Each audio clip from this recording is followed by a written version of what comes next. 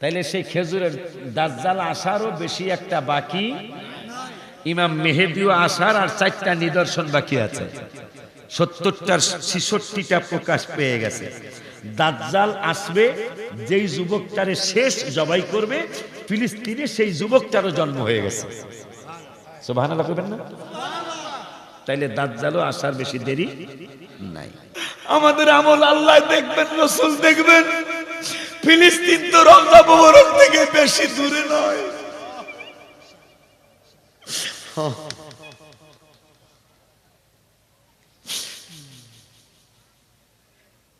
ফিলিস্তিন তো বেশি দূরে নয় রওজা মুবারক থেকে, প্রায় 5000-এর উপরে শিশু চলে গেছে। তাদের টার্গেটটা দেখছেন? এরাই তো একদিন বড় হলে হামাস হতে পারে, এরাই তো একদিন বড় হলে হিজবুল্লাহ হতে পারে।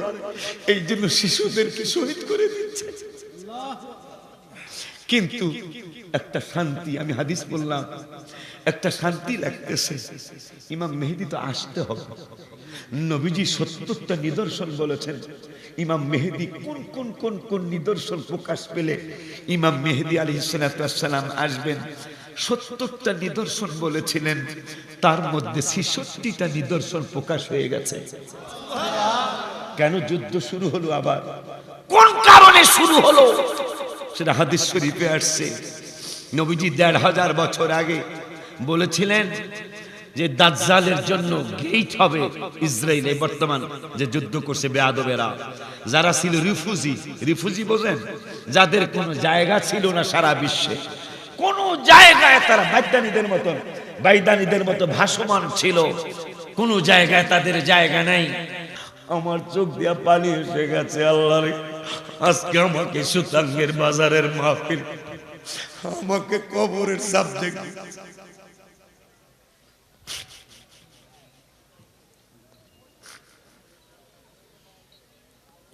আল্লাহ তুমি ক্ষমা করে দাও, আল্লাহ তুমি মাফ করে দাও। এত বড় একটা রুম আমার জন্য বরাদ্দ,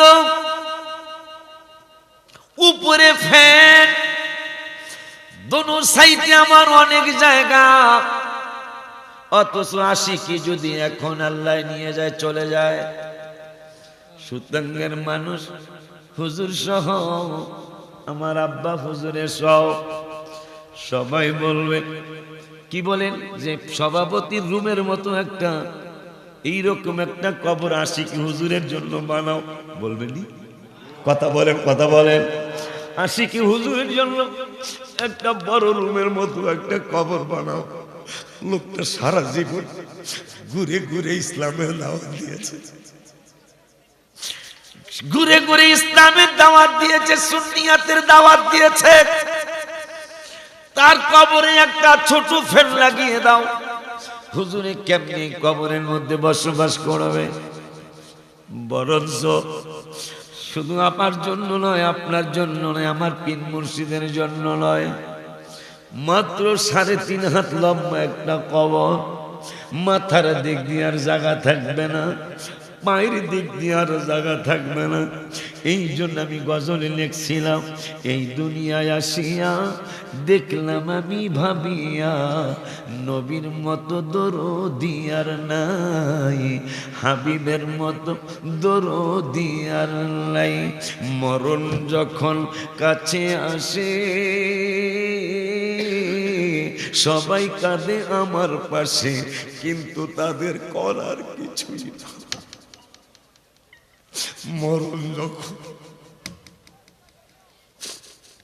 মরণ যখন কাছে আসে সবাই কাঁদে আমার পাশে, কিন্তু তাদের করার কিছুই নাই। নূর নবীকে দেখলে একবার মরণ জ্বালা ভুলে যায়।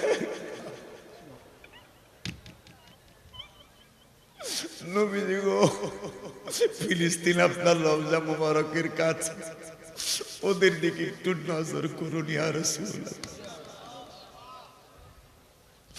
মরণ যখন কাছে আসে সবাই কাঁদে আমার পাশে, কিন্তু তাদের করার কিছুই নাই।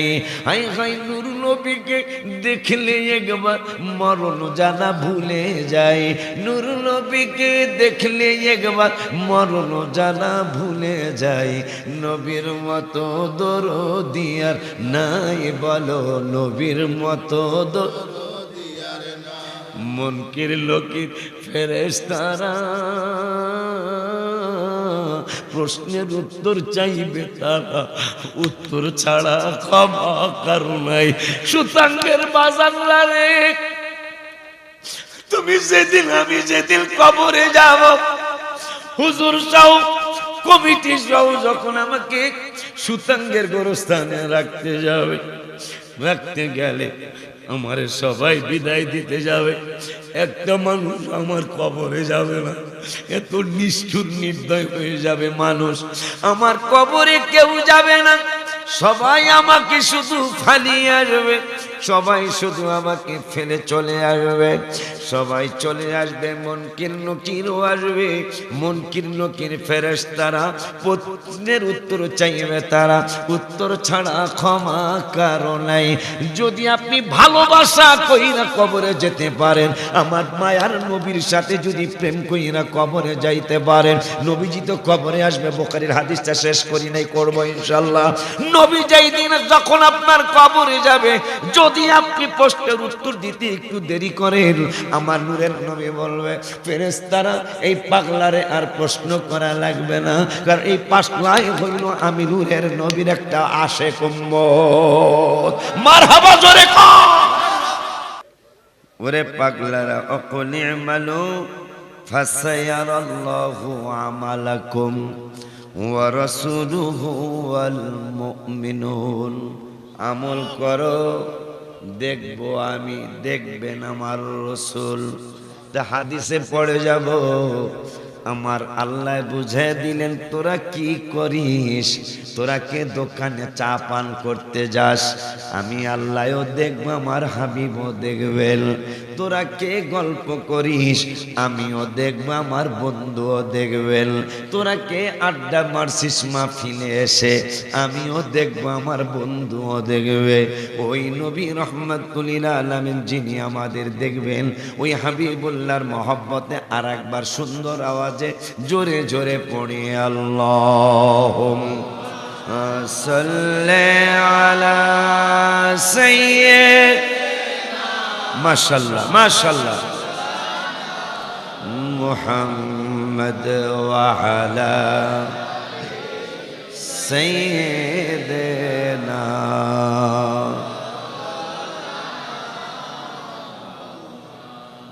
मेरी बात बन गई है, तेरी बात करते करते तेरी शहर में मैं आऊं, तेरी शहर में मैं आऊं, तेरी नात पढ़ते पढ़ते अल्लाहुम्मा सल्ली अला सय्यिदिना मौलाना मुहम्मद व अला आले सय्यिदिना।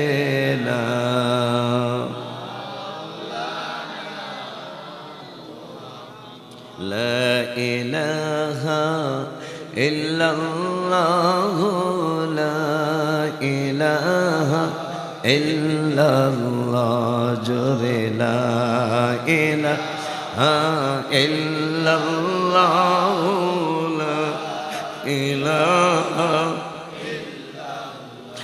बड़ा ला इलाहा इल्लल्लाह, इलाहा इल्लल्लाह, पढ़ो ला इलाहा इल्लल्लाह, ला इलाहा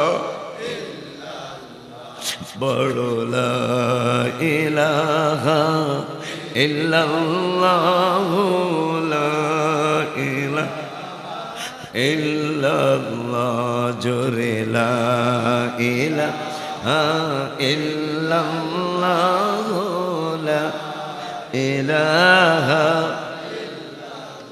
লা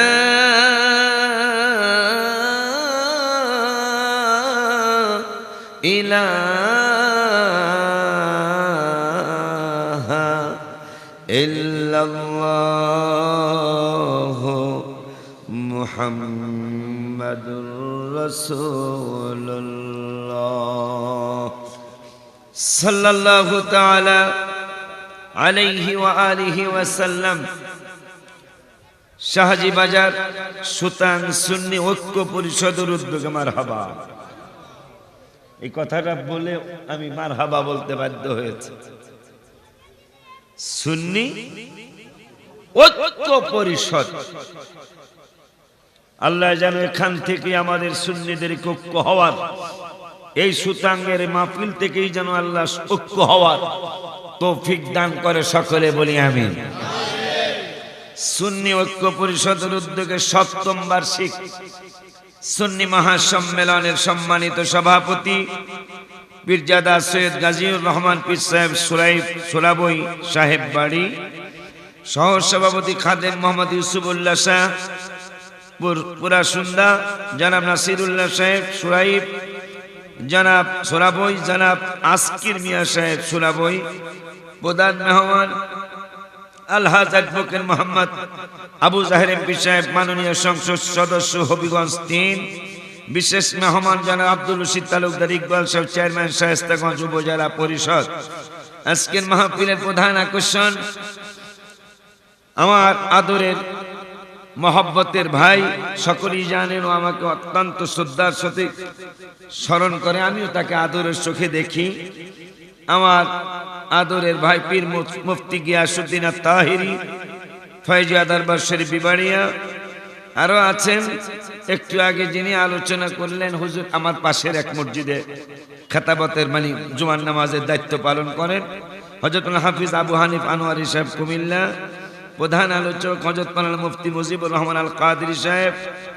আরো আছেন বিশেষ বক্তা হাফেজ মাওলানা মুফতি সৈয়দ মুজাক্কির হোসেন সাহেব, মাওলানা শফিকুল ইসলাম প্রধান সাহেব সহ আমন্ত্রিত ওলামায়ে কেরাম, সকলকে শ্রদ্ধার সাথে স্মরণ করছি। উপস্থিত আছেন অত্র এলাকার মুরব্বী বাবারা, যুবক ভাইয়েরা, সমবয়সী বন্ধুরা, ছোট্ট ছোট্ট স্নেহের কচি কচি বাবারা, পর্দার আড়ালে সরলা অবলা মা ও বোনেরা, সকলের খেদমতে আমার অন্তরের অন্তরস্থল থেকে আমি আপনাদেরকে ৭ম বার্ষিক মাহফিলের সম্মেলনের সুস্বাগতম জানাচ্ছি, আপনাদেরকে ফায়েন্দাবাদ জানাচ্ছি যে কয়েকটা বছর পরে আবার আমি আপনাদের কাছ থেকে দোয়া নেওয়ার জন্য আবারও আসতে পেরেছি। যে আল্লাহ আপনাদেরকে আমার জন্য দোয়া করতে আসতে তৌফিক দিয়েছেন আর আমাকে দোয়া নিতে আসতে তৌফিক দিয়েছেন, ওই রব্বুল আলামিনের দরবারে শুকরিয়া তান আমি সহ আমরা সকলেই পড়ি আলহামদুলিল্লাহ। আমার আলোচনা বাবারা ব্যতিক্রম দিয়েছে, এক একজনের এক এক ধরনের আলোচনা। আমার আলোচনা যেমন শামে কারবালা, আহলে বায়াতের মর্যাদা, তাহেরি হুজুর কইব, আনোয়ারি হুজুর কয়ে গেল পর্দার গুরুত্ব, প্রয়োজনীয়তা। এখানে আমি ঢুকতেছি, হুজুর একটা আয়াত পড়তেছেন, ইয়া নিসা আন-নবী লাস্তুন্না কাআহাদিন মিনান নিসা, সুবহানাল্লাহ। এই আয়াত শোনার পর আনোয়ারি, এই ওয়াজ কিন্তু আনোয়ারি হুজুর করছে, এই আয়াতটার ওয়াজ শোনার পরেও যদি কোনো ভাই মুসলমান দাবি করেন, আজকে যে হুজুররা আমার বাজানেরা আমারে আলোচনার টার্গেট দিয়েছে জাহান্নাম, জান্নাত এবং কবর, এই জান্নাত জাহান্নাম কাদের জন্য, কারা জান্নাতে যাবে কারা জাহান্নামে যাবে, এই আলোচনার জন্য আমাকে সাবজেক্ট দিয়েছেন। যারা আমরা মুসলমান দাবি করি, আনোয়ারি হুজুর কোরআনের আয়াত পড়ে আমাদেরকে জানিয়ে গেছেন 21 পারায় এই আয়াতটা, ইয়া নিসা আন-নবী লাস্তুন্না কাআহাদিন মিনান নিসাই। আমার আল্লাহ ওয়াজ করতেছেন, এই তো পাইছি, আমার আল্লাহ ওয়াজ করতেছেন, হে নবী পত্নীগণ, তোমরা কিন্তু অন্য কারো মতো নও। হুজুর বলছে না, বলছে না, তোমরা কিন্তু অন্য কারো মতো নও। অন্য মহিলারা যেমন, তোমরা কিন্তু সেই রকম না। তা নবীর স্ত্রী যদি আমাদের স্ত্রীর মতো না হয়, এত জ্ঞান আমনের, নবী বুঝি আমনের মতন হয়ে গেল, নবীর স্ত্রীরা আমাদের স্ত্রীর মতো না। আল্লাহ বলতেছে, কে বলতেছে? আল্লাহ বলতেছেন নবীর স্ত্রীরা তোমাদের কোন মহিলাদের মতো না। তাই আমার রসুলের স্ত্রীরা, আমাদের আম্মা জানলা যদি অন্য কোন মহিলাদের মতো না হয়, নবী কি আমাদের মতো হতে পারে? হাত তুলে দেখা।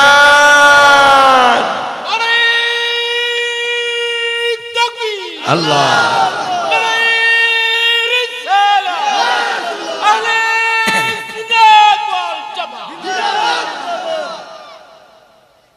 নবীর বউরা আমাগো বউর মতো না, বলতেছে কে? আল্লাহ বলতেছে নবীর বউরা আমাগো বউয়ের মতো না, নবী বুঝি আমনের মতন। এই এলেম এই শিখছেন আপনি? এই এলেম আপনারে কোন উস্তাদ শিখাইলো? আল্লাহ কোরআনে বলতেছেন নবীর স্ত্রীরা আমাদের স্ত্রীর মতো না। তা নবী আমাগো মতো কেমনে হয়? নবীর দুই মায়া বিয়া করে ওসমান হয়ে গেল দুই নূরওয়ালা। কথা কয় না? খুব খেয়াল, এগুলা কিন্তু মনে, সব ওয়াজ আপনারা মনে রাখতে পারবেন না, দুই একটা কিন্তু মনে রাখতে পারবেন। কথা কয় না?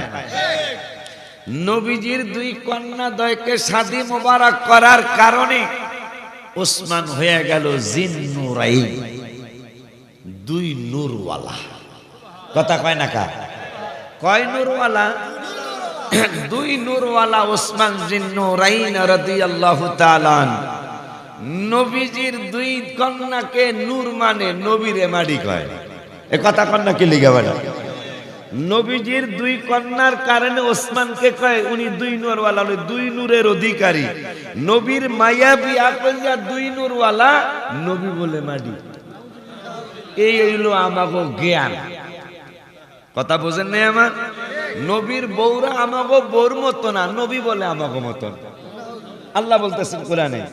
আবার নবীজির দুই কন্যা দেয়, মা কুলসুমা, মা আরেকজন রুকাইয়া, এই দুইজনকে শাদী মোবারক করার কারণ ওসমান দুই নূরওয়ালা, নবী বলে মাডি। এই হইল আমাগো আলেমদের খুব জ্ঞানের কথা। কথা কন না কা? তো যাই হোক, আমার সাবজেক্টের দিকে আমি চলে যাই। এক একজনকে এক একটা জিনিস দিয়েছেন, আমাকে বাবারা আসল জিনিস দিয়েছেন। আবার মাহফিলেরও বয়স 7, জাহান্নামও 7। কথা কয় না কে বেড়া? এরকম মিলেইলা কেমনে বেড়া?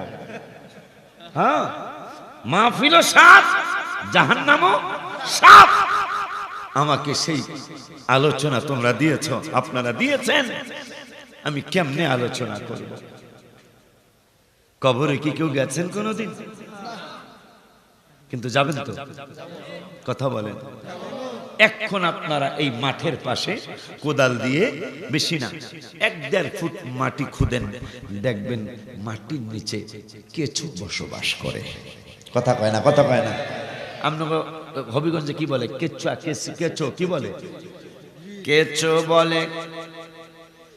হবিগঞ্জ কেঁচো বলে, বাংলাদেশের বই পুস্তকেও কেঁচো বলে। এই মাটির নিচে অনেক পোকামাকড়ের বসবাস। কেমন সাবজেক্ট আমার বাবাই দিল, যেই সাবজেক্ট আলোচনা করতে গেলে আমার বড় কষ্ট লাগে। কারণ আমার এই এত আদরের শরীর, যেই শরীরে আমি এতদিন লাক্স সাবান দিল, আর দেওয়া উচিত হবে না এখন। মেরিল বিউটি সুপ, এইটা ইহুদিদের কিনা আমি জানি না। বাংলাদেশের কোনটা আছে? তিব্বত মনে হয় বাংলাদেশের, কথা পায় না। সৌদি আরবের কোনো প্রোডাক্ট থাকলে, মানে আরব দেশের কোনো প্রোডাক্ট থাকলে ওই সাবান ব্যবহার করা উচিত। ওদের 7 আপ, কোকা কোলা, আর আরো কি না কও না, আমি তো সব জানিও না, পেপসি কোলা, এরপরে কি স্প্রাইট, এটা তো হিন্দুদের মনে হয়। প্রত্যেকটা জিনিস বেশি লাগে না। 50টা মুসলিম কান্ট্রি যদি এই ওদের পণ্য বন্ধ করে দেয়, ওদের ব্যবসা অনেকটাই গুটায়া যাবে। কথা ঠিক কিনা? আমাকে মুসলমান ভাইগো মারে, আর আমরা হ্যাগো পণ্যটা বেশি কিনি। কথা পায় না। আব্বা জানলা আমার, যেই শরীরটারে লাক্স সাবান দিয়া ধুইলাম, যেই শরীরটারে তিব্বত সাবান দিয়া ধুইলাম, যেই শরীরটারে বিভিন্ন সাবান দিয়া ধুইলাম, এরপরে তৈল লাগাই না, শরীরের গেলেস নষ্ট হয়ে যাবে, এই জন্য আমরা লোশন লাগাই। ও বাবাজিরা আমার, এত আদরের শরীর, লোশন যদি না পাই, 1 নম্বর সরিষার তৈল খুঁজি বাবা, শরীরটা যেন সুন্দর থাকে, চামড়াগুলি যেন সুন্দর থাকে। এত আদর যারে করলাম, এই আদরের শরীরটা 99টা সাপ থাকবে। কেমন সাপ? যেই সাপগুলি একটা নিঃশ্বাস যদি জমিনের মধ্যে ছাড়ত, কয়টা? একটু জোরে কন, জোরে কন। একটা নিঃশ্বাস যদি ওই জমিনের মধ্যে সাপটা ছাড়ত, সবাই না, 99টা সবাই না, 50টা নয়, 40টা সাপ নয়, মাত্র একটা সাপ যদি কাউরে কামড় দেওয়া লাগবে না, শুধু একটা সাপ যদি দুনিয়ার জমিনে নিঃশ্বাস ছাড়ত, কি ছাড়ত? দুনিয়ার জমিনে যদি একটা শ্বাস ফালাইতো, কিতাবে আসছে, হাদিসে মোবারকায় আসছে, ওই একটা নিঃশ্বাসের কারণে এর এত বিষ দাঁত, এত নিঃশ্বাসের খারাপ অবস্থা। একটা নিঃশ্বাস যদি জমিনের মধ্যে ছাড়তো একটা সাপে, পুরাটা জমিনটা তামার জমিন হইয়া যাইত। সেই সাপ কামড় দিয়ে ধরে রাখবে, আমারে দিয়াই দেখে, সেই সাপ কিয়ামত পর্যন্ত আমারে কামড়াইতে থাকবে, আর বলবে আমারে চিন্তলি, ওই যে তুমি যাকাত দাও নাই। মুসলমানের গরিবের অনেক হক তোমার এই টাকার মধ্যে ছিল। কোন সাপ বলবে, সাপের জবান দিবেন আমার আল্লাহ, কোন সাপ বলবে তুমি ফেতরা দাও নাই, ওয়াজিব ছিল তোমার ফেতরা, আমি তোমার ফেতরার সাপ, আমি তোমার কবরে আসছি, আল্লাহ আমারে তোমার ফেতরার সাপ বানাইয়া পাঠাইছি। আমারে নির্দেশ দিয়েছেন বারবার তোমাকে দংশন করার জন্য। এই পাগলায় কয়টা ফিরাইব? 99টা সাপ 99 দিক থেকে কামড়াইতে থাকবো। আল্লাহু আকবার বলুন। 99 দিক থেকে আমাকে আপনাকে কামড়াইতে থাকবো। আল্লাহ তুমি দয়া করো, আল্লাহ তুমি মায়া করো। আমার আল্লাহ রাব্বুল আলামিন এত দয়ার আল্লাহ, এত মায়ার আল্লাহ, সেই আল্লাহ গুসা হয়ে যাবেন। সেই 99টা সাপ আসার আগে যুবক তুমি রেডি হয়ে যাও, অলিউল্লাহ শিখি তুমি রেডি হয়ে যাও। আল্লাহ রাব্বুল আলামিনের দয়া এত, তারপরও আল্লাহ রাগ করবেন। মুনকির নকির ফেরেশতা কবরে আসবে, আসার আগে রোমান নামক একজন ফেরেশতা আসবে মুনকির নকিরের আগে, নাম হবে রোমান। এই রোমান ফেরেশতা আইসা আমাকে আপনাকে কবরে ডাক দিবে, গোম গোম গোম মাটি ওঠো, গোম গোম মানে কোম মানে ওঠো। আমরা উঠতে চাব না। এরপরে বারবার ডাকার পরে আমরা উঠব। উঠার পরে বসার পরে রোমান নামক ফেরেশতা বলবে, ওগো আল্লাহর বান্দা, ও সুতাঙ্গের আল্লাহর বান্দা বান্দিরা, সাজি বাজারের আল্লাহ পাকের বান্দা বান্দিরা, হে পাগলা তুমি এখন উঠছো, তোমার সারা জীবনের আমলের কথাগুলি তুমি লেখো। তখন আমি বলবো, আপনি বলবেন যে ও ফেরেশতা ভাই রোমান, আমি কেমনে লাগবো, আমার কাছে তো কলম নাই। কয় তোমার হাতের আঙ্গুলটারে তুমি কলম বানাও। কয় কলম বানাইলাম কিন্তু কালি পাবো কই? কয় তোমার মুখটারে দোয়াত বানাও। কয় দোয়াত বানাইলাম কালি পামু কই? কয় তোমার মুখের থুতু দিয়া কালি বানাও। কয় কাগজ পামু কই? সুবহানাল্লাহ কয় না? তোমার আঙ্গুলের কলম বানাও, মুখটারে দোয়াত বানাও, থুথুটারে কালি বানাও। কাগজ পাবো কই? কবরবাসী বলবে কাগজ পাবো কই? কাফনের এক টুকরা কাপড় রোমান ফেরেশতা চিরে দিবে, এইটার মধ্যে লেখো। কিন্তু আমি আর আপনি কি করব জানেননি? কিতাবে আছে হাদিস শরীফ, আমি একটু আগে হাদিস শরীফ দেখলাম। আমার মায়ার নবী, নূরের নবী, হায়াতুল নবী, জিন্দা নবী, রহমাতুল লিল আলামিন, নূর আলী জবান,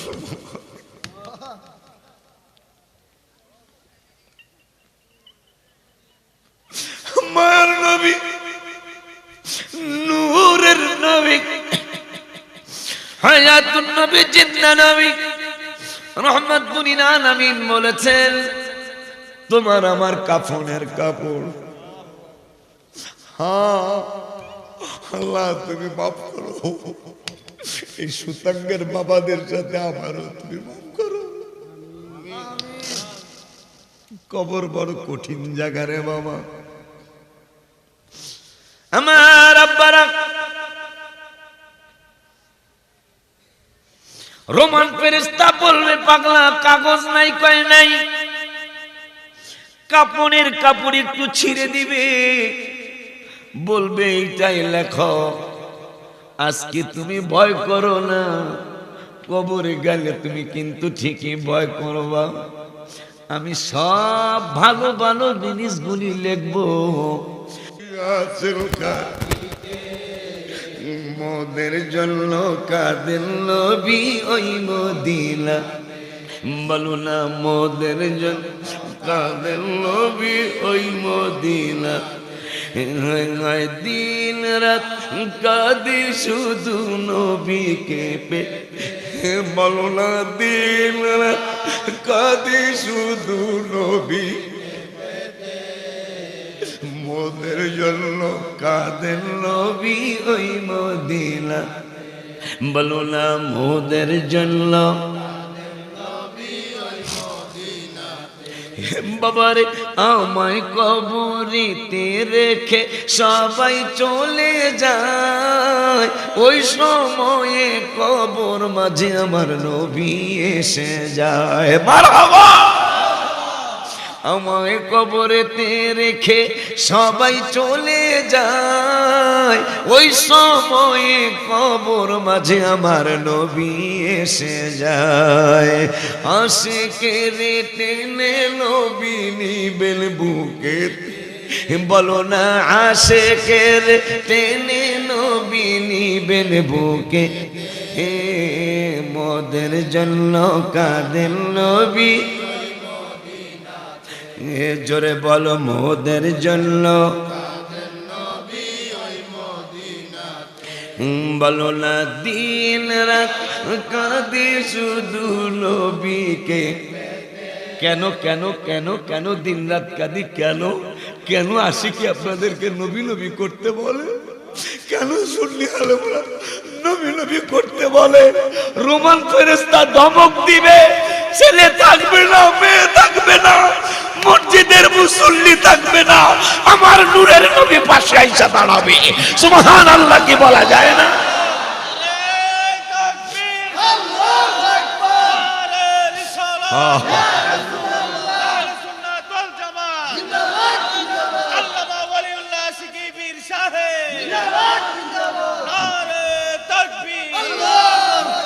রোমান বলবে, খালি কি তুই ভালো কাজ করছিস, খারাপ কাজ কি তুই করিস নাই? আমি বলবো কাপ, কারণ কত নাই কবরে, কেউ কবরে নাই। কেমন সাবজেক্ট, আবা আব্বা আব্বু আব্বু, এত সুন্দর পরিবেশ, কত সুন্দর পরিবেশ। আপনারাও দেখতেছেন, আমিও দেখতেছি। আমার আল্লাহ যে কত খুশি হচ্ছে, আমার নবীজি যে কত খুশি হচ্ছে, তারপরও মনের ব্যথা আমার। কারণ আল্লাহ কোরআনে বলছেন, আমাদের আমল আল্লাহ দেখবেন, রাসূল দেখবেন। ফিলিস্তিন তো রওজা মুবারক থেকে বেশি দূরে নয়।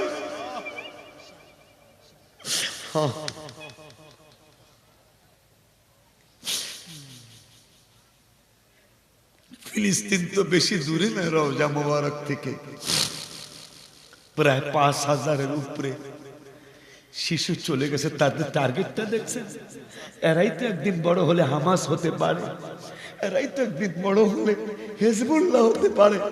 এই জন্য শিশুদেরকে শহীদ করে দিচ্ছে। কিন্তু একটা শান্তি, আমি হাদিস বললাম, একটা শান্তি লাগতেছে। ইমাম মেহেদী তো আসতে হবে। নবীজি ৭০টা নিদর্শন বলেছেন। ইমাম মেহেদী কোন কোন কোন কোন নিদর্শন প্রকাশ পেলে ইমাম মেহেদী আলাইহিস সালাম আসবেন? ৭০টা নিদর্শন বলেছিলেন, তার মধ্যে ৬৬টা নিদর্শন প্রকাশ হয়ে গেছে। কেন যুদ্ধ শুরু হলো আবার, কোন কারণে শুরু হলো, সেটা হাদিস শরীফে আসছে।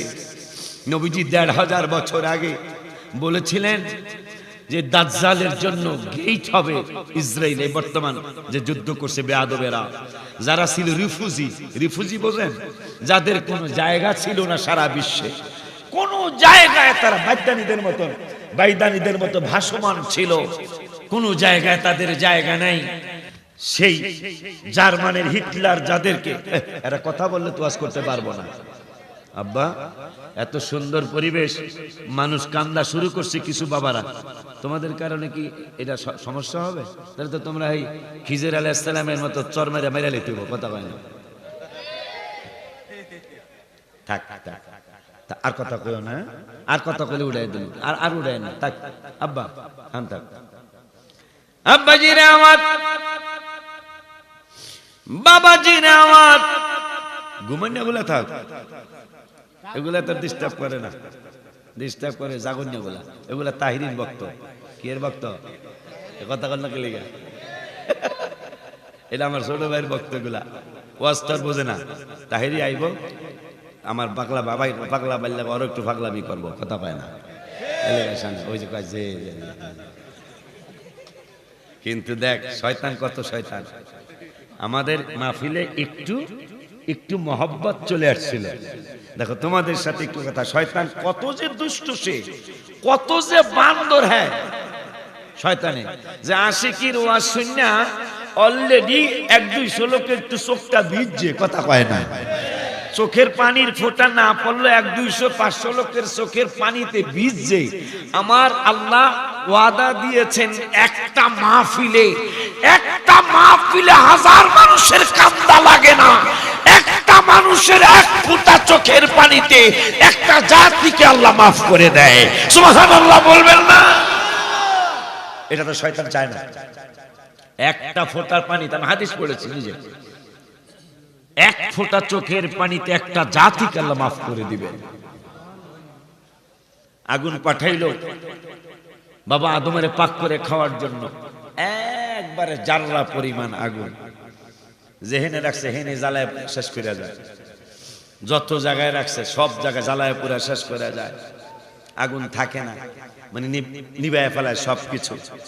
শেষ পর্যন্ত বাবা আদম কয়, আল্লাহ এটা কেমন আগুন, সামান্য আগুন দিছ, সেখানে সাগরের মধ্যে ফালাইলো সাগর শুকায়া যায়। আমার আল্লাহকে, হ্যাঁ আমার এই আগুন জাররা পরিমাণ, জাররা মানে দেখা একটা বালুকে 70 টুকরা করলে যা হবে তার একটা ভাগকে এক জাররা বলা হয়। আপনি আশ্চর্য হবেন এই বিশ্ব কত উপরে উঠে গেছে, বিশ্ব কত উপরে চলে যাচ্ছে। একটা বালুকে 10 লক্ষ টুকরা পর্যন্ত করা হয়ে গেছে, সেই বিজ্ঞান আবিষ্কার হয়েছে। একটা বালুকে হীরার চাকু দ্বারা 10 লক্ষ টুকরা করা হয়েছে। সুবহানাল্লাহ বলবেন না বেটা? কিন্তু এত বড় বিজ্ঞান ঈসা রুহুল্লাহ অপেক্ষায়, ইমাম মেহেদী অপেক্ষায় আসতেছে কেন? কিভাবে বুঝলাম? যেহেতু 70টা নিদর্শন নবীজি বলেছে, তার মধ্যে 66টা প্রকাশ হয়ে গেছে। নবীজি 1500 বছর আগে বলেছিলেন যে দাজ্জালের জন্য একটা গেট বানাবে ইসরায়েল, বর্তমান ইহুদিরা একটা গেট বানাবে। এই গেটের নাম হবে লুদ গেট, লাম ওয়াও দাল। সেই গেট বানানো হয়ে গেছে, মানে দাজ্জাল কত তাড়াতাড়ি আসবে সেই নিদর্শন। কারণ যদি এইটা 500 বছর আগে বানাইতো, একটা কথা ছিল গত দশকেই এই গেট বানানো হয়ে গেছে। দাজ্জাল ডান চোখ কানা থাকবে, কপালের মধ্যে কাফ ফা র এইটা লেখা থাকবে, এই দাজ্জালও আসবে। নবীজি বলেছিলেন দাজ্জালের নামে লুদ নামক একটা গেট হবে, গেট বানানো হবে শ্বেত পাথর দিয়ে। 1500 বছর আগে গায়েবের খবর দিয়ে গেল, গেট কিন্তু হয়ে গেছে। গেটের নাম হবে লুদ গেট, সেই গেটের নাম লুদ গেট দেওয়া হয়ে গেছে।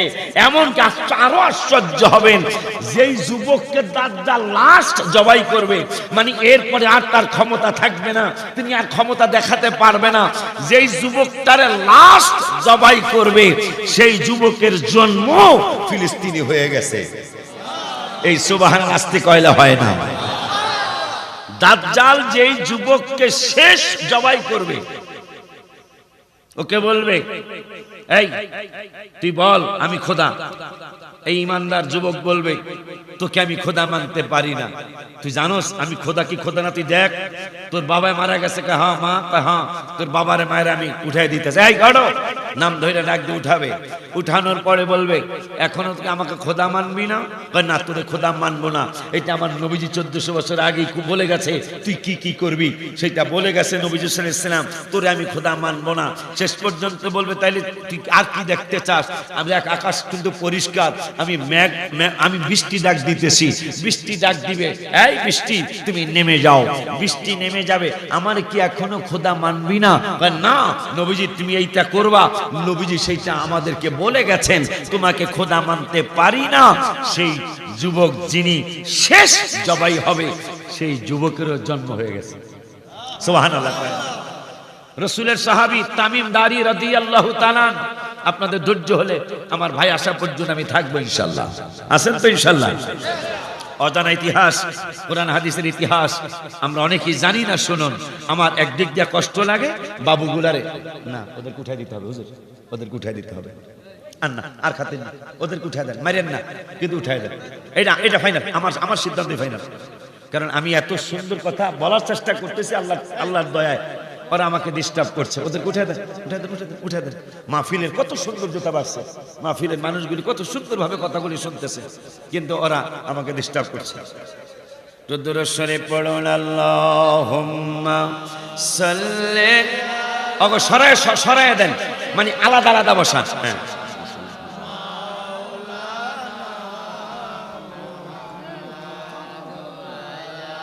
মানে আলাদা বসাইলে হবে, সামনেই বসুক আলাদা আলাদা।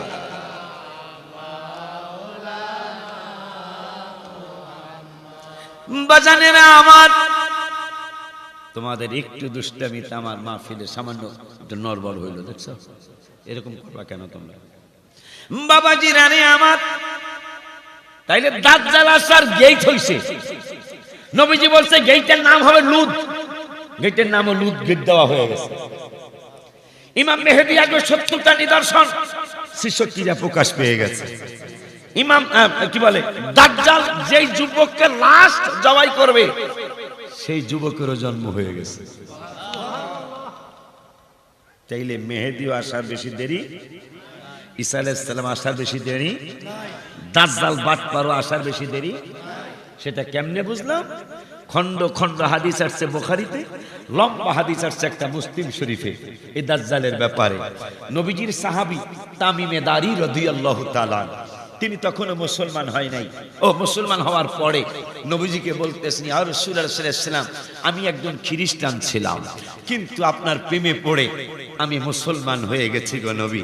কিন্তু আমি মুসলমান হওয়ার আগে আমরা 30 জনের একটা গ্রুপ, সবাই আমরা টকবগে যুবক, আমরা সিদ্ধান্ত নিলাম নৌকা ভ্রমণে যাব, সাগরে নৌকা ভ্রমণে যাব। ওই সময় আবার স্টিলের নৌকা, লোহার এই জাহাজ ছিল না। নৌকা ভ্রমণে যাবে কাঠের নৌকা, এই কাঠের নৌকায় করে 30 জন আমরা যাব। মুসলিম শরীফের লম্বা হাদিস, 30 জন আমরা যাব, সিদ্ধান্ত ফাইনাল। ইয়া রাসূলুল্লাহ সাল্লাল্লাহু আলাইহি ওয়াসাল্লাম, আমরা সাগরের ঘাটে গিয়ে, নদীর ঘাটে গিয়ে আমরা ওই নৌকার মধ্যে 30 জন খানা খাদ্য নিয়ে উঠে গেলাম। ওই সময় বৈঠাও ওই রকম ছিল না, তবে বৈঠা ছিল, তবে ইঞ্জিন ছিল না। নৌকা চলতো বাদামে, বাদাম বোঝেন, পাল পাল পাল লাগায়া বাতাসে নৌকা একদিক থেকে আরেক দিকে নিয়ে যাইতো। ইয়া রাসূলুল্লাহ সাল্লাল্লাহু আলাইহি ওয়াসাল্লাম, রাসূলের সাহাবী তামিমে দারি রাদিয়াল্লাহু তাআলা আনহু বলতেছেন যে আমরা নৌকায় চললাম, চড়ার পরে পাল তুললাম, নৌকায় পাল তুলে আমরা যখনই পাল তুললাম, এমন একটা বাতাস বওয়া শুরু করলো, এমন ভাবে স্পিরিট হলো যেমন মনে হয় ইঞ্জিন লাগাইলো, নৌকা এত জোরে চলতো না, এমন একটা পরিবেশ। চলতেছে চলতেছে, ভেবেছি একদিন চলবে, আগামীকালেই আমরা পাক শাক করে খাবো, 2 দিন চলবে। কিন্তু ইয়া রাসূলুল্লাহ সাল্লাল্লাহু আলাইহি ওয়াসাল্লাম, চলতে চলতে দিন রাত সহ একটা মাস নৌকা চললো। চলার পরে 1 মাস পরে একটা চরের সাথে গিয়ে আমাদের নৌকাটা থেমে গেল। আমরা 1 মাস পরে পানির থেকে মাটিতে নামবো, আনন্দে বাক করছে ভিতরটা। আমরা পানিতে মানে আমরা চরে নামলাম। চরে নাম, গতকালকে মাহফিল ছিল আমার একটা চরে, নরসিংদী রায়পুরা থানার মির্জার চর, কালকে ছিল ঠিকই মির চর, আসলেই চর। এত দূর যাওয়ার পরেও এখন আবার নৌকা ভার হইতেইব। হ্যাঁ, গতকালকে রাত্রে তো যাক গেছি, চর এলাকায় নামছে। নামার পরে আস্তে আস্তে দেখি এখানে কি আছে। এই 30 জন, এর মধ্যে রাসূলের সাহাবী, তখন তিনি মুসলমান না, তখন খ্রিস্টান, তিনিও আছেন। যাচ্ছেন, যেতে যেতে দেখতেছেন একটা জন্তু, যার চেহারাটা মানুষের মতো। নবীজিকে বলতেছেন ইতিহাস, ইয়া রাসূলুল্লাহ, একটা জন্তু দেখলাম, তার চেহারাটা মানুষের মতো, পাও 4টা শিবপাঞ্জির মতো, শরীরের পশমগুলি ভাল্লুকের মতো। আমরা জিজ্ঞাসা করলাম, মানেনতা, হু আর ইউ? তিনি বললেন, আনা জাসাসা। সুবহানাল্লাহ বলবেন না? আনা জাসাসা। মানতুম, তোমরা কারা? আমরা বললাম, আমরা নাহনা আরবি, আমরা আরব দেশের মানুষ। সুবহানাল্লাহ। তো জাসাসা বললেন, তোমরা কেন আসছো এখানে? আমরা নৌকা ভ্রমণে এসেছিলাম। নৌকা ভ্রমণে আসার পরে 1 মাস নৌকা চলার পরে তোমার যেই চরে তুমি বসবাস করো, এই চরের মধ্যে আমাদের নৌকা 1 মাস পরে ভিড়ছে। আমরা আনন্দ আত্মহারা হয়ে নেমে গেছি। আমি তেমন কিছু বলতে পারবো না, তোমরা সামনে যাও, উঁচাই উঠতে থাকো। উঁচাই উঠতেছে, উঁচাই উঠতে উঠতে উঠতে উঠতে যায়া দেখতে একটা গির্জা, একটা চার্চ, একটা 100-200 মানুষের শরীরের মতো একটা মানুষের শরীর, দেখতে বিকট চেহারা। তামিম দারি রাদিয়াল্লাহু তাআলা আনহু বলতেছেন, নবীজি গো, আমরা 30 জনই আমরা ভয় পেয়ে গেলাম। ভয় আমরা কম্পমান। এই ধরনের মানুষ শরীরও জীবনে কোনোদিন দেখি নাই। এরকম চেহারা বিকট কেন? দেখলাম তার ডান চোখটা কানা, কফনের মধ্যে লেখা কাফ হা র। আমরা কাঁপতে কাঁপতে জিগাইলাম, মানন্তা, হু আর ইউ? তিনি বললেন, আনা দাজ্জাল। মানন্তুম, তোমরা কারা? আমরা বললাম, না না আরবি, আমরা আরব দেশের লোক। আচ্ছা, তোমরা আরব দেশের লোক, সিরিয়া চিনো? ফিলিস্তিনের পাশে সিরিয়া চিনো? কে? হ্যাঁ, সিরিয়ায় বায়েসা নামক একটা খেজুরের বাগান আছে। ওই খেজুরের বাগানের খবর জানো? মুসলমান বলল, জানি। জোগাড় কূপ, মিশরে একটা কূপের নাম, কুয়ার নাম আছে জোগাড় কূপ, কুয়া। এই কুয়াটাকে চেনো? মুসলমানরা মানে এই 30 জন বললেন হ্যাঁ ওই কুয়াটাও চিনি, তাবরিয়া উপসাগর এটা চিনো? হ্যাঁ এটাও তো আমরা চিনি। তখন এই বেদ্যপ তাদেরকে অনেক কথা বললেন। আমার যদি মনে না থাকে আমার আপনারা একটু মনে করে দিবেন কি বলেছিল সেই দিন। এই বর্তমান যুদ্ধের সাথে প্রেক্ষাপটের সাথে এখানের এই হাদিসের সাথে কত মিল আমার একটু মনে করে দিবেন। আমি আবার কবরের কাছে চলে যাই। আব্বু কথা বলিস না, খোদার দোহাই লাগে কথা বলিস না। আব্বা জান বাবা জান, এই রাত্রে এই পরিবেশ বেটা হয় বেটা, তোমরা তো ছোট মানুষ বোঝো না, রাত্র তো অনেক, এখন তো এই পরিবেশ হয় না, এটা আল্লাহর দয়া, ঠিক কিনা? ঠিক কিনা? আব্বা জান বাবা জান, ওটা মনে রাখবেন। ওই হাদিসটা মুসলিম শরীফের হাদিসটা, 30 জনের কথাটা মনে রাখবেন। নবীজির সাহাবী তামিমে দাড়ি রাদিয়াল্লাহু, এটা তাহিরি আইলে কম আর কি, আলহামদুলিল্লাহ। আব্বা জান বাবা জান, একটা সাপ, তিনি বলবেন আমি তোমার জমানো টাকা, কেমন জমানো টাকা? আমি 100 টাকায় 2.5 টাকা যাকাত ছিল, তুমি 2.5 টাকা দাও নাই। 100 টাকায় না 1000 টাকায়? 2.5%, শতকরা 2.5%, 2.5 টাকাই তো। 1000 টাকায় 25 টাকা গরিবের হক ছিল, তুমি দাও নাই।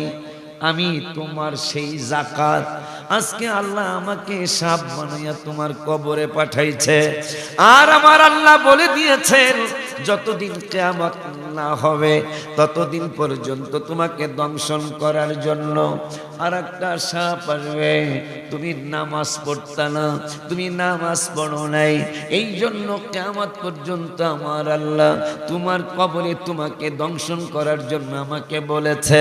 আমি কিয়ামত পর্যন্ত তোমাকে দংশন করতে থাকবো। আর একটা সাপ পয়সা বলবে আমাকে চিনছ নি? ভাই তুমি কে? ভাই আমি হইলাম তুমি যে রোজার মাসে মানুষের দেখায়া দেখায়া দোকানে দোকানে খেয়েছ, তুমি লজ্জা করো নাই, শরম করো নাই, রোজা রাখো নাই, ফরজ আদায় করো নাই। আমি তোমার রোজা, ওই রোজাকে আমার যে রোজা তুমি রাখো নাই, ওই রোজার সুরত ধরে আমাকে একটা সাপ আল্লাহ বানিয়ে তোমার কবরে পাঠিয়ে পর্যন্ত দংশন করার জন্য। এইভাবে বিভিন্ন পাপ, বিভিন্ন গুনাহ আপনার আমার কবরে আসবে, আইসা সাপের সুরত ধরে আপনাকে আমাকে দংশন করতে থাকবে। বাবাজি বাবাজি, আমার আব্বারা, আমার ভাইয়েরা, ওই কবরের মধ্যে আযাব আসার আগে রোমান ফেরেশতা বলবে তুমি তোমার কথাগুলি লেখো, জীবনের শুরু থেকে মানে বালেগ হওয়ার পর থেকে তোমার মরণ পর্যন্ত কি কি আমল তুমি করেছো, কি কি ভালো কাজ করেছো, কি কি খারাপ কাজ করেছো। আপনি আমি শুধু আপনার আমার ভালো কাজগুলি লিখবো, আপনার আমার খারাপ কাজগুলি লিখবো না। রোমান ফেরেশতা ধমক মারবে, এ পাগলা, এ পাগলা, তুই কি জীবনে কোনো খারাপ কাজ করিস নাই? কেন তুই খারাপের কথা লিখলি না? আমি আপনি ভয় পেয়ে যাও, আমি আপনি ভয় পেয়ে যাব। ওই ভয়ের সময় কি হবে জানেন নে? আনাস রাদিয়াল্লাহু তাআলা বুখারী শরীফের কিতাবুল জানাজায় একটা হাদিসে মুবারাকা বর্ণনা করেছেন। রোমান ফেরেশতা ভয় দেখাবে, মুনকির নকির ভয় দেখাবে, হুজুর আমার কবরে যাবে না, আমার আব্বা আমার কবরে যাবে না, আমার ছেলে আমার কবরে যাবে না, আমার ভাই আমার কবরে যাবে না। আমার মায়ার নবী, নূরের নবী, হায়াতুন নবী, জিন্দা নবী, রাহমাতুল লিল আলামিন, নূরানি জবান মুবারকে বলেছেন ক্বালাল আবদু ইযা বুদিয়া ফি কবরিহি ওয়া তুওয়াল্লিয়া ওয়া যাহাবা আসহাবুহু। আমার মায়ার নবী, নূরের নবী, রাহমাতুল লিল আলামিনের সাহাবী আনাস রাদিয়াল্লাহু তাআলা, তিনি বলেন ওরে দুনিয়ার মানুষ, আমার মায়ার নবী, নূরের নবী, যেই কবরের আলোচনা আজকে কমিটি আমাকে দিয়েছে, এরপরে জান্নাত জাহান্নাম, আগে একটু কবর থেকে আমরা কথা শুনি, এরপরে জান্নাত জাহান্নামের কাছে ইনশাআল্লাহ আমরা যাব। জান্নাত কত মজাদার জান্নাত হবে। আমার আল্লাহ আজকে কোরআনের যে আয়াত পড়েছি, এই আয়াতের মধ্যে আপনারা শুনতে পারবেন যেখানে সুখ ছাড়া কোনো দুঃখের কোনো কথাই নাই। সুবহানাল্লাহ কয় না? আজকে আমরা ম্যাক্সিমামই দেখা যায় কালা মানুষ, ম্যাক্সিমামই কালা। আজকের মাহফিলে কথা বলে আমিও।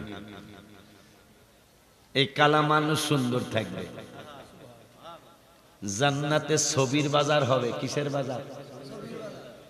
এই পিকচার কত ছবি, আমার লাগে কতগুলা ছবি তুলছে একটু আগে, অনেকগুলা।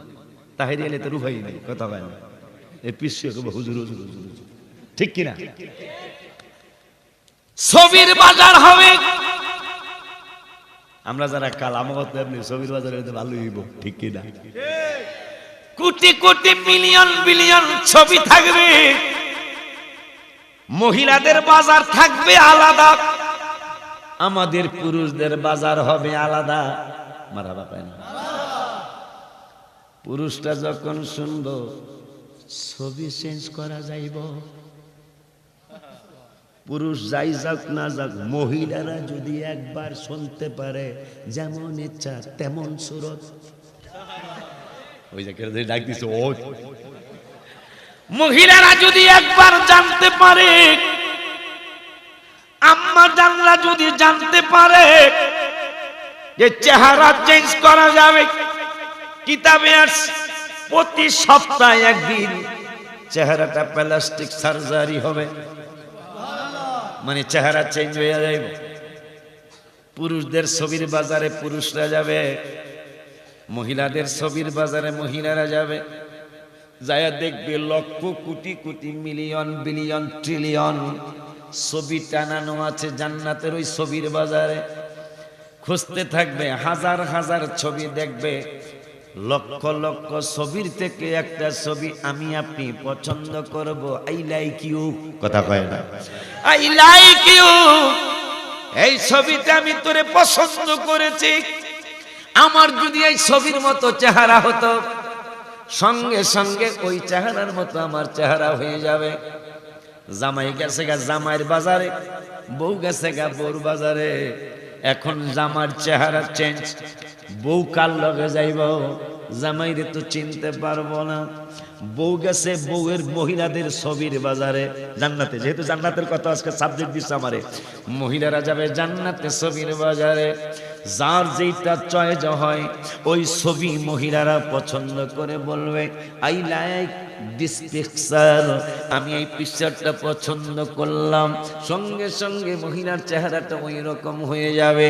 ওই রকম হয়ে যাওয়ার পরে ভেজাল লাগছে না, কমছে রে বাবা। কারণ কেমন লাগছে? বড় ভেজাল লাগছে। বউর চেহারা আসিল আপনার মতো, এখন বেডির চেহারা হয়ে গেছে অন্যরকম। আবার বেডার চেহারা ছিল আমার মতো, কিন্তু বেডার চেহারা হয়ে গেছে অন্যরকম। এখন বউ জামাইরে কেমনে পাইব, জামাই বউরে কেমনে পাইব? আমার আল্লাহ কয় যেই মানুষগুলার ব্যাপারে আমি কোরআনে বলেছি ওমা উতিতুম মিনাল ইলমি ইল্লা কালিলা, মানুষদেরকে আমি অল্প জ্ঞান দিয়েছি। ওই অল্প জ্ঞান দ্বারা ছবির মাধ্যমে, ভিডিওর মাধ্যমে, কি বলে হোয়াটসঅ্যাপের মাধ্যমে, ইমোর মাধ্যমে, মেসেঞ্জারের মাধ্যমে একজন আর একজনকে দেখে। এইটা সামান্য জ্ঞান দিয়া, আর আমি আল্লাহ কত জ্ঞানী সেইটা কেউ কারোর সাথে কেউ তুলনা করতে পারবে না। আমি ওই আল্লাহ কি করব? কারণ একজন পুরুষ একজন মহিলা, একজনের চেহারা একরকম ছিল আর একরকম হয়ে গেছে। জান্নাতে সুরত চেঞ্জ করছে, মহিলাও জান্নাতে সুরত চেঞ্জ করছে। এই মহিলার হাতের মধ্যে আমি মোবাইলে স্ক্রিনের মতো, মোবাইলের ডিসপ্লের মতো হাতের তালুটা বানাবো মোবাইলের ডিসপ্লে। পুরুষের ডিসপ্লে হবে হাতের তালু, মহিলার ডিসপ্লে হবে হাতের তালু। পুরুষটা যখনই চেঞ্জ করবে চেহারা, সঙ্গে সঙ্গে মহিলার হাতের মধ্যে উঠে থাকবে তোর জামাই আগের টানা, তোর জামাই হইল এইটা। সুবহানাল্লাহ কয় না রে? আমার আলোচনা তো জান্নাত আর জাহান্নাম, কথা কয় না ভাই?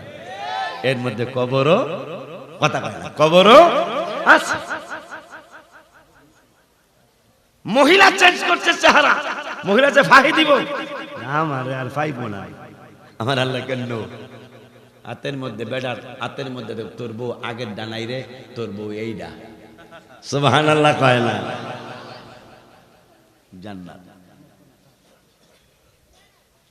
ওই আল্লাহ রাব্বুল আলামিনের কবর।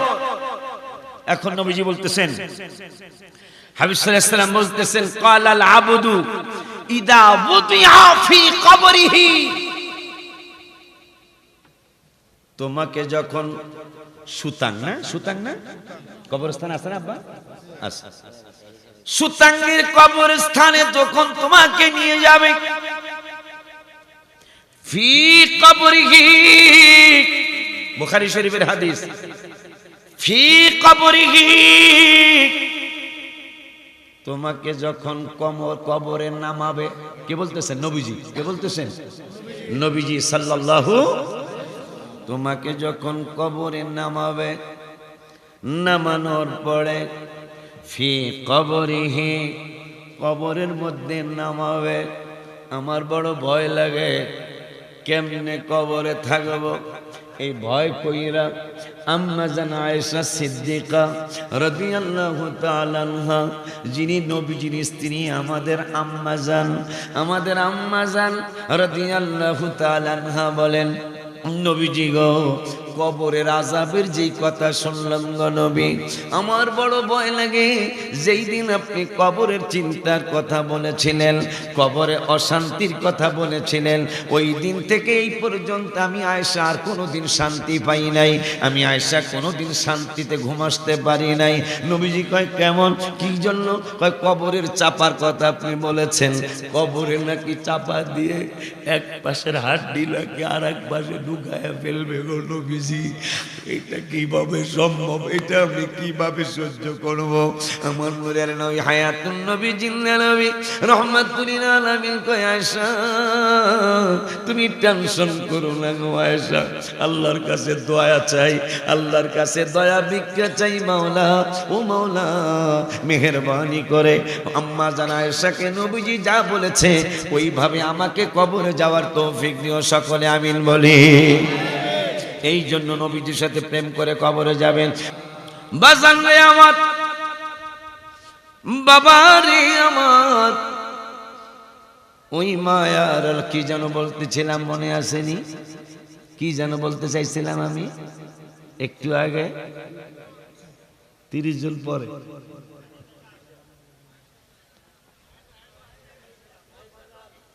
আর বুঝছি এইডালে ওইটার দিকে সবার খেয়াল গেছে। হ্যাঁ, কবু পাগলাটাই আসুক, পাগলারে বসায় রেখে 5 মিনিট নিয়ে কই এলাম ইনশাল্লাহ।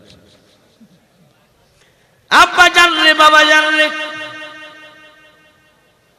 আমার মায়ের নবী, নূরের নবী, হায়াতুন নবী, জিন্নাহ নবী, রাহমাতুল লিল আলামিন, তার সাহাবী আনাস রাদিয়াল্লাহু তাআলা আনহু বলতেছেন, যখন তোমাকে কবরে রাখবে, ফি কবরিহি, কবরে যখন রাখবে, রাখার পরে ওয়াতুওয়াল্লিয়া ওয়াদাহাবা আসহাবুহু, তোমার আত্মীয় স্বজন তোমাকে রেখে যখন বাড়ির দিকে চলে যাবে, বাড়ির দিকে চলে যাওয়ার সময় একটা ঘটনা ঘটবে। হাত্তা ইন্নাহু লা ইয়াসমাউ কুরআনি আলাইহিম, যাকে কবরে রেখে গেছো, যাকে কবরে রেখে গেলাম, এই পাগলাটার কানের পাওয়ার এত বাড়বে, দুনিয়ার জমিনে দরজা জানালা বন্ধ করলে মানুষ বাহিরের শব্দের আলোচনাও কানে শোনে না, কিন্তু যাকে কবরে রেখে গেছো, সুতাং কবরস্থানে, এই সাজি বাজারের কবরস্থানে যাকে রেখে গেলাম, এই পাগলাটার কানের পাওয়ার এত বাড়বে। হাত্তা ইন্নাহু লা ইয়াসমাউ কুরআনি আলাইহিম, যারে রেখে গেলা, এই পাগলাটা কবর থেকে তোমার পায়ের আওয়াজ, জুতার আওয়াজ পাবে। সুবহানাল্লাহ। শুধু তাই নয়, এরপরে নবীজি বললেন, হে পাগলারা শুনে নাও, এরপরে 2 জন ফেরেশতা তোমার কবরে আসবে, মালাকানি, 2 জন ফেরেশতা কবরে আসবে। কবরে আইসা ফাকাদাহু, তোমাকে কবরে শোয়ানোর থেকে বসাবে। বসানোর পরে তোমাকে প্রশ্ন করবে, মা কুনতা তাকুলু ফি হাদার রাজুলি মুহাম্মাদিন সাল্লাল্লাহু আলাইহি ওয়াসাল্লাম, আমি নূরের নবীরে দেখায়া দেখায়া তোমাকে প্রশ্ন করবে, এ পাগলা, যতদিন তুমি সুতান বাজারের এলাকায় ছিলা, যতদিন তুমি শাহাজি বাজারের এলাকায় ছিলা, যতদিন তুমি শায়েস্তাগঞ্জে ছিলা, যতদিন পর্যন্ত তুমি হবিগঞ্জে ছিলা, এই নূরের নবীর ব্যাপারে তোমার কি ধারণা ছিল? এই হাবিবুল্লাহর ব্যাপারে তোমার কি ধারণা ছিল? এ পাগলারা, তুমি আমার নবীকে তোমার মতো মনে করো, হাবিবের সাথে বেয়াদবি করো, হাবিবের সাথে গোস্তাকি করো। মনে রাখো বাবা, বিদেশে গ্রামে যদি সফর করতে যাও, সফর সঙ্গী হিসাবে একজন সাথী নিয়ে যাও। কবর দেশে যদি যাত্রা করতে চাও, মদিনার কামলিওয়ালার সাথে প্রেম করে যাও। ওই আমি চলে যাব, আমায় তোমরা ভুইলা যাইও না, আমি চলে, আমায় তোমরা ভুই যাইও না। ডাইনে বামে মাটি, আমার মাটি বিছানা, ডাইনে মাটি আমার, ওই আমি চলে যাব, আমায় তোমরা ভুইলা যাইও না, আমি চলে, আমায় তোমরা না। ডাইনে বামে মাটি, আমার মাটি বিছানা, ডাইনে বামে মাটি। বাবারে ঘরের বিবি ছেলে মেয়ে আছে যাহারা, জন্মের মতো বিদায় করে দিবে তাহারা। ঠিক কিনা রে বাবা? ঘরের বিবি ছেলে মেয়ে আছে যাহারা, জন্মের মতো বিদায় করে দিবে তাহারা। হায় হায় শেষে বুঝলাম এই দুনিয়ায় কেহ আমার না, বলো না, শেষে বুঝলাম এই দুনিয়ায় কেহ আমার না। ডাইনে বামে মাটি, আমার মাটি বিছানা, ডাইনে বামে ওই আমি চলে যাব, আমায় তোমরা ভুইলা যাইও না, আমি চলে, ভুইলা যাইও না। ডাইনে বামে মাটি, আমার মাটি বিছানা, ডাইনে বামে মাটি। তবে তবে তোমার আমার আপনকে একটু শোনো না, যিনি আপন তিনি কাঁদেন সোনার মাদি। মারহাবা। তোমার আমার আপনকে একটু শোনো, যিনি আপন তিনি কাঁদেন সোনার মাদি। হায় হায় ওই নবীজির কাছে চলো হয়ে দেওয়ানা, বলো ওই নবীজির হয়ে দেওয়ানা। ডাইনে বামে মাটি, আমার মাটি বিছানা, ডাইনে বামে মাটি। আম্মা জান আয়েশা এই কবরের ব্যাপারে বললেন, নবী গো, আপনার একদিন ওয়াজ শোনার পরে আমি আর ঘুম আসতে পারি না। ডাইনে কাত হইলেই কথা মনে হয়, বামে কাত হইলেই কথা মনে হয়। আমার নবী সাল্লাল্লাহু আলাইহি ওয়াসাল্লাম বললেন, কি কথা রে আয়েশা? কথাটা হলো, আপনি বলেছেন মাটিতে কবরে এমন একটা চাপ মারবে, এমন একটা চাপ দিবে, ওই চাপটা দেওয়ার পরে এক পাশের হাড্ডি আর এক পাশে ঢুকে যাবে, একবারে সুতার মতো শরীরটা চিকন হয়ে যাবে। এই ওয়াজ শোনার পরে আমি আয়েশার আর ভালো লাগে না, কারণ কবরে তো কেউ যাবে না গো নূরের নবী, আমার মায়ার নবী নূরের নবী কয়, আয়েশা, বাচ্চাদের যখন মাথা ব্যথা করে, অসুস্থ বাচ্চার যখন মাথা ব্যথা করে, যখন বাবা মা ভাই বোন আত্মীয় স্বজন মাথাটারে আলতো আলতো আলতো আলতো করে চিপে, আলতো আলতো করে মাথাটারে টিপে দেয়, এই বাচ্চাটা যেমন আরাম লাগে, তুমি আয়েশার মতো নেককার যারা, তুমি আয়েশার মতো আল্লাহর ইবাদতের পাগল যারা, হাবিবুল্লাহর প্রেমিক যারা, নূরের নবীর পাগলেরা, এরা কবরে যাবে, কবরে চাপা দিবে, কিন্তু চাপাটা হবে মেসেজ করার মতো। মেসেজ করলে যেমন মানুষের আরাম লাগে, কিন্তু নেককার বান্দা বান্দীদের কবরে যখন কবর চাপা দিবে, ব্যথা তো লাগবেই না, বরঞ্চ মনে হবে কবর আমার মেসেজ করতেছে। সুবহানাল্লাহ বলো। খুশি নি আপনারা? খুশি নি বাবা? হায় হায় আমার আব্বারা। আম্মা জান আয়েশা কয়, আসলে কি তাই? নবীজি বললেন, আয়েশা তুমি কি বলতেছ? আমার ব্যাপারও তো কোরআনে 27 পারার 5 পৃষ্ঠায় আল্লাহ বলেছেন, ওয়া মা ইয়ানতিকু আনিল হাওয়া ইন হুয়া ইল্লা ওয়াহয়ুন ইউহা। আমি নবী নিজের থেকে কিছুই বলি না, আল্লাহ আমাকে যা প্রত্যাদেশ করে তাই তোমাদেরকে শোনাই, আমি নিজের থেকে কোনো কথা বলি না।